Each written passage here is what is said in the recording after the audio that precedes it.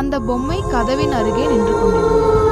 3 பேரும் பயத்தில் கதவை திறக்க முயன்றார்கள். ஆனா கதவு திறக்கவே இல்லை. அந்த நேரத்தில் பொம்மை மெதுவாக அவர்களிடம் நடக்க ஆரம்பிச்சது. டக் டக் டக். அதன் காலடி சத்தம் மட்டும் அந்த அறையில் கேட்டுக்கொண்டே இருந்தது. நண்பர்களில் ஒருவன் அழ ஆரம்பிச்சான். நாம இங்கிருந்து வெளியே போயிடலாம் என்று கத்தினான். அப்போது திடீரென்று சுவரில் ஒரு பழைய போட்டோ கீழே விழுந்தது. அந்த போட்டோவில் அதே பொம்மையை பிடித்துக்கொண்டு ஒரு சிறுமி நின்றிருந்தாள். போட்டோவின் கீழே எழுதப்பட்டிருந்தது, மீனா டாஷ் 2002. அதே நேரத்தில் ஒரு மெலிந்த குரல் கேட்டது. என் பொம்மையை எடுத்து போனவங்க யாரும் உயிரோட போகவில்லை. மீண்டும் ஒளிந்து போச்சு. சில வினாடிகள் கழித்து லைட் வந்தபோது அந்த 3 பேரில் ஒருவன் மட்டும் காணாமல் போயிருந்தான். மீதம் இருந்த 2 பேரும் நடுங்கிக் கொண்டு கீழே ஓடினார்கள். வீட்டின் வெளியே வந்ததும் கதவு தானாக மூடிக்கொண்டது.